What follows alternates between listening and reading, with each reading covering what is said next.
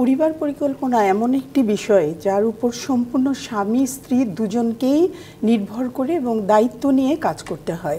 সুস্বাস্থ্য সম্পন্ন পরিবারের সাথে সাথে সমাজেরও উন্নতি হয়ে যায়। এই যে পরিবার পরিকল্পনা, আমরা আসলে একটা লম্বা সময় ধরে দেখে আসছি যে পরিবার পরিকল্পনায় নারীর চেয়ে পুরুষই বেশি ভূমিকা রাখেন। কিন্তু আপনার কাছে জানতে চাইবো যে পরিবার পরিকল্পনায় নারী ও পুরুষের সমান ভূমিকাটা কেন গুরুত্বপূর্ণ?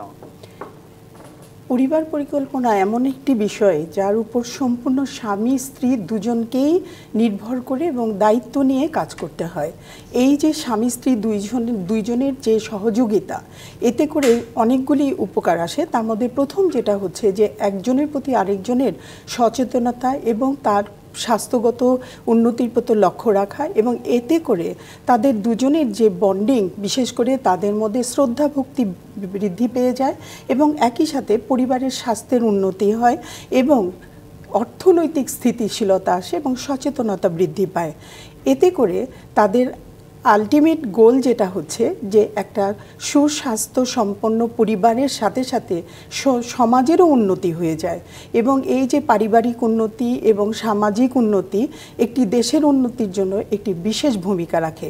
সেই জন্য অবশ্যই পুরুষকে পরিবার পরিকল্পনার বিষয়ে সচেতনতা তৈরি করতে হবে এবং স্বামী স্ত্রী দুইজন যৌথভাবে যখন একটি ডিসিশন নেবে, সক্রিয় ভূমিকা পালন করবে পুরুষ, তখন এই পরিবার পরিকল্পনার বিষয়টি একটা নির্দিষ্ট লক্ষ্যে পৌঁছে যাবে এবং যা সরকারের জন্য মানে দেশের জন্য উন্নতির একটা সোপান হয়ে যাবে, যা প্রচণ্ডভাবে ভূমিকা রাখবে জন্ম নিয়ন্ত্রণে এবং একইভাবে সমাজের এবং সংসারের উন্নতিতে। আমরা দেখেছি যে স্বামী বিশেষ করে ডিক্টেটর হিসেবেই স্ত্রীর উপর সমস্ত দায় দায়িত্বগুলি চাপিয়ে দেয়। এটা একেবারেই ভুল। তবে এখন যে সচেতনতা তৈরি হয়নি তা নয়। বিশেষ করে মনে করেন যে এসএমসি, সোশ্যাল মার্কেটিং কোম্পানির মতো কিছু সরকারিভাবে এবং বেসরকারিভাবে যেভাবে মনে করেন প্রোপাগান্ডা চালাচ্ছে এবং উঠান বৈঠক, বিশেষ করে গ্রামীণ এলাকায়, গ্রামে বলেন এবং শিক্ষিত বলেন অশিক্ষিত বলেন, একটি মেয়ের জন্ম নিয়ন্ত্রণের দায়িত্ব তার উপর একেবারেই থাকে না। আমরা দেখেছি শাশুড়ির ডিসিশন, শ্বশুরের ডিসিশন, ননদের ডিসিশন, হাজব্যান্ডের ডিসিশনের উপর ডিপেন্ড করে সে কি জন্ম নিয়ন্ত্রণের ব্যবস্থা আদৌ নিবে কি নিবে না, এবং সন্তান ধারণ করা বা তার যে বার্থ স্পেসিংটা যে তাকে নিতে হবে সেই ব্যাপারে তার কোনো মতের মূল্যই দেওয়া হয় না এখন পর্যন্ত, প্রায় বেশিরভাগ ক্ষেত্রেই আমাদের সমাজে।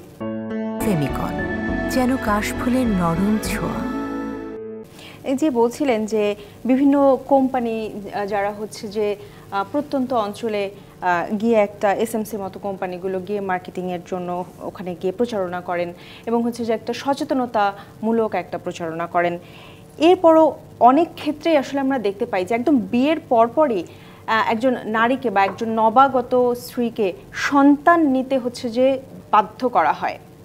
এর মূল কারণ হচ্ছে যে আমাদের মধ্যে স্বাস্থ্যসেবার পৌঁছায়নি, এক, দুই, স্বাস্থ্য সচেতনতাটাও পৌঁছায়নি। এর কারণে অনেকেই মনে করে যে জন্ম নিয়ন্ত্রণের কোনো একটি ব্যবস্থা নিলেই তার সারা জীবনের মতো মাতৃত্বের ক্ষমতা হারাই ফেলবে।